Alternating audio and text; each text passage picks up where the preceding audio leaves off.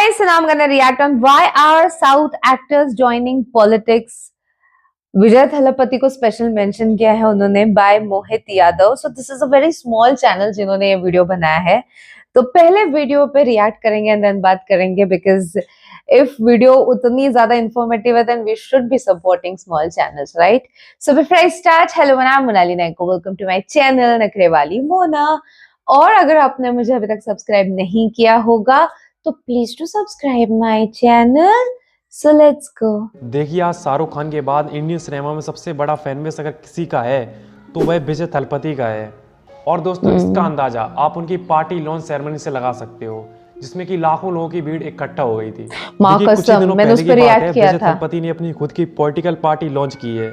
तमिलनाडु के विलुपुरम में आज एक्टर विजय ने अपनी पार्टी की पहली जनसभा की. यह जनसभा राजनीति के मैदान में विजय की धाकड़ एंट्री की गवाह बनी. एंड इसके साथ साथ उन्होंने अपनी फिल्मी दुनिया से भी रिटायर होने की बात कही है. और दोस्तों, अगर आपको जानकारी हो तो पवन कल्याण की भी एक पार्टी है जो कि आंध्र प्रदेश में भी रूलिंग में है एंड जिसके डिप्टी सीएम पवन कल्याण है. और दोस्तों, यही सिर्फ ऐसे साउथ एक्टर्स नहीं है जो कि एक्टिंग छोड़कर पॉलिटिक्स में उतर रहे हैं, बल्कि कई ऐसे साउथ एक्टर्स हैं जो कि एक्टिंग को छोड़कर पॉलिटिक्स में उतर रहे हैं, जैसे कि कमल हसन, प्रकाश राज, रजनीकांत एंड नंदमुरी बालाकृष्णा. ऐसे दोस्तों कई बड़े बड़े एक्टर्स पॉलिटिक्स को ज्वाइन कर रहे हैं. पर एक बात सोच कर देखो कि इन साउथ एक्टर्स की वजह क्या है पॉलिटिक्स को ज्वाइन करने की. कई लोगों का इस पर अलग अलग ओपिनियन होगा, लेकिन जो आप सोच रहे हो वैसा बिल्कुल भी नहीं है. अब दोस्तों, मैं आपको इस वीडियो से जो बताऊंगा उससे आप खुद का अपना रियल ओपिनियन बना पाओगे कि आखिर ये साउथ एक्टर्स एक्टिंग छोड़कर पॉलिटिकल पार्टी क्यों बना रहे हैं और किस लिए बना रहे हैं, और इनका जो रियल लॉजिक है पॉलिटिकल पार्टी बनाने का वह असल में क्या है. We have Janasena, and I'm fortunate and grateful for giving this opportunity. मुझे ये नहीं पता था नंदामुरी बालकृष्ण सर. अभी एंट्री होती है 50 साल के सुपरस्टार की. जनता का नेता जनता के बीच से हाथ में हवा हिलाते हुए तेजी से आगे बढ़ता है. देखिए दोस्तों, आपको अगर ये सब समझना है तो उसके लिए आपको ये समझना होगा कि पॉलिटिकल पार्टी कैसे बनती है और क्या क्या रूल्स एंड रेगुलेशन होते हैं. देखिए, अगर कोई आम आदमी अपनी खुद की पार्टी बनाना चाहे तो उसके लिए सबसे पहले वह 100 आदमी को इकट्ठा करेगा जिनकी एज 18 प्लस होनी चाहिए. जिसके बाद उसे अपने 100 मेंबर्स एंड पार्टीज़ की मीटिंग वगैरह करने के लिए उसके पास एक ऑफिस होना चाहिए. जिसके बाद उस ऑफिस में उन सभी 100 मेंबर्स को बुलाया जाता है और दोस्तों उनकी सहमति से रेजोल्यूशन पास करके पार्टी की जितनी बेसिक चीज़ें होती हैं वह डिसाइड होती हैं. जैसे कि पार्टी का नाम क्या होना चाहिए और उन लोगों में से कोई एक पार्टी का प्रेसिडेंट होना चाहिए एंड वाइस प्रेसिडेंट कौन होना चाहिए, जनरल सेक्रेटरीज कौन होना चाहिए एंड जितनी भी पार्टी रिलेटेड चीज़ें होती हैं वह उसी ऑफिस में डिसाइड होती हैं. जिसके बाद ये सभी 100 मेंबर्स और इनका पार्टी लीडर अपनी पार्टी का एक पार्टी कॉन्स्टिट्यूशन बनाता है जिसमें कि इनके रूल्स एंड रेगुलेशन होते हैं. और दोस्तों, इतना सब होने के बाद पार्टी को ECI यानी इलेक्शन कमीशन ऑफ इंडिया के पास रजिस्ट्रेशन करना होता है, जो कि दोस्तों आप चाहें तो ऑनलाइन भी करवा सकते हैं इलेक्शन कमीशन ऑफ इंडिया की वेबसाइट पर जाकर.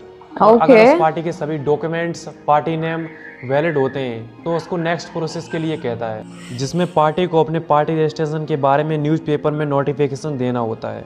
जिसके बाद ECI काफ़ी डिफ़िकल्ट प्रोसेस वगैरह करती है और ECI की लंबी प्रोसेस में पार्टी अगर सक्सेस रहती है तो ECI उसे पार्टी का दर्जा दे देती है. और दोस्तों, इन्हीं सभी प्रोसेस का यूज करके एक पार्टी बनाई जाती है, चाहे वह विजय थलपति की पार्टी हो, पवन कल्याण की पार्टी हो या कांग्रेस या बीजेपी की. जितनी भी पार्टी वगैरह इंडिया में बनती हैं वह इसी प्रोसेस का यूज करती हैं. देखिए, हर एक पार्टी की एक आइडियोलॉजी होती है जिससे वह अपने लोगों में एक अलग क्रेज बनाता है. और ऐसी एक आइडियोलॉजी पर बेस है थलपति विजय की टीवी के तमिजेगा वेत्री कजागम पार्टी.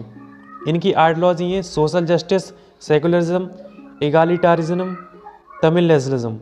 एंड थलपति विजय की पार्टी का भी स्लोगन भी कुछ इसी तरह का है, all are equal by birth. लेकिन दोस्तों, अब सवाल यह उठता है कि ये साउथ एक्टर्स एक्टिंग को छोड़कर पॉलिटिक्स में क्यों उतर रहे हैं. देखिए, इसका सबसे पहला रीज़न है साउथ एक्टर्स की मैसिव फैन फॉलोइंग. देखिए, आज साउथ इंडस्ट्री का दिन ही दिन राइज होता जा रहा है और लोग बॉलीवुड को छोड़कर साउथ सिनेमा की मूवीज़ ज़्यादा पसंद कर रहे हैं. दूसरा है सोशल इम्पैक्ट. साउथ मूवीज़ काफ़ी ज़्यादा सोशल इश्यूज़ पर फोकस करती हैं, जैसे कि जय भीम इसका परफेक्ट एग्जाम्पल है. और इससे एक्टर्स को लोगों के बीच एक रियल टाइप हीरो की पहचान मिलती है एंड इस परसेप्शन से वह अपने पॉलिटिकल करियर को आसानी से ग्रो कर सकते हैं. Third, successful examples. MG Ramachandran, NT Ramarao, और जयललिता जी, इन जैसे साउथ सुपरस्टार्स ने मैंने साउथ पॉलिटिक्स में जयललिता काफी मैम पे सक्सेस पाई है। ये मूवी देखी एग्जांपल्स है। नए एक्टर्स को काफ़ी ज़्यादा इंस्पायर करते हैं। Fourth, influence of cinema. South India में सिनेमा सिर्फ एंटरटेनमेंट का माध्यम नहीं है, ये एक कल्चर मूवमेंट बन गया है। लोगों में एक्टर्स के लिए एक अलग ही फैन क्रेज देखने को मिलता है। लेकिन ये फार्मूला हमेशा पॉलिटिक्स में काम नहीं करता है। हर एक्टर पॉलिटिक्स में सक्सेसफुल नहीं होता है। उसके लिए leadership skill and ground level politics understanding होनी चाहिए, जिससे कि वह समझ पाए कि लोग क्या सोचते हैं और वह अपने नेता से क्या चाहते हैं। उम्मीद करता हूँ वीडियो इन्फॉर्मेटिव लगी होगी एंड आने वाले मोर इन्फॉर्मेटिव वीडियोस के लिए सब्सक्राइब जरूर कीजिएगा। बहुत अच्छा किया है, बहुत अच्छा किया है। ये छोटा चैनल है Mohit Yadav, but I actually loved his content. Okay, मुझे apart from Thalapathy Vijay and Pawan Kalyan sir, I wasn't knowing about Kamal Haasan sir and then Prakash Raj is the one. मुझे ऐसा लगता है, मुझे वो एज एन एक्टर बहुत पसंद है, उनकी एक्टिंग लाजवाब है। वो बॉलीवुड में भी कब से काम कर रहे हैं, कुछ ऐसे विलन वाला काम हो, चाहे वो सिंघम में हो, वांटेड में, उन्होंने वो बहुत बेहतरीन तरीके से किया है, ठीक है। बट वो जब कुछ बोलते हैं वो इतना मतलब अगेंस्ट बोलते हैं, मुझे समझ में नहीं आता। लोग बहुत अलग वे में लेते हैं सेक्युलरिज्म को, जैसे कि किसी एक रिलीजन को बहुत ज्यादा कोसना, गलत बोलना इज सेक्युलरिज्म, ऐसे लगता है। तो उनमें से एक मुझे प्रकाश राज लगे, and I don't know how is his political party doing, because I haven't heard about it earlier, about any of them. मतलब नंदामुरी बालकृष्ण सर की भी पार्टी है, ये नहीं सुना है। रजनीकांत सर का भी नाम मेंशन किया था क्या? तो फिर मुझे इनके पार्टीज के बारे में नहीं, because yes they are successful actors, no doubt, but ground level जो उन्होंने बात की, that is very important. Because as far as I have learned about Pawan Kalyan sir, मुझे इतना चीज समझ में आ गई है कि पवन कल्याण सर भी इसके पहले इलेक्शन हार चुके हैं, एंड देन ग्राउंड लेवल पे उन्होंने इतना काम किया है that now he is everywhere, he is famous and he is helping people, he is there for people, you know, for people वाले जो है उनमें से एक पवन कल्याण सर है। एंड थलपति विजय वन जो नया नया एंट्री लिया है पॉलिटिक्स में, but then I have heard कि वो अभी मूवीज में काम नहीं करने वाले। तो what about the Leo movie, मतलब वो जो यूनिवर्स है उसके बारे में क्या, मुझे कुछ समझ में, इवन मुझे गोट की एंडिंग कुछ इस तरीके से लगी, मैंने पूछा भी था। तो फिर इन मूवीज का क्या होगा मुझे वो। एंड थलपति विजय इज ऐसे actor, like I stay in Maharashtra, ठीक है, यहाँ पे मैं लियो मूवी देखने गई थी, morning show, first day first show, full था थिएटर।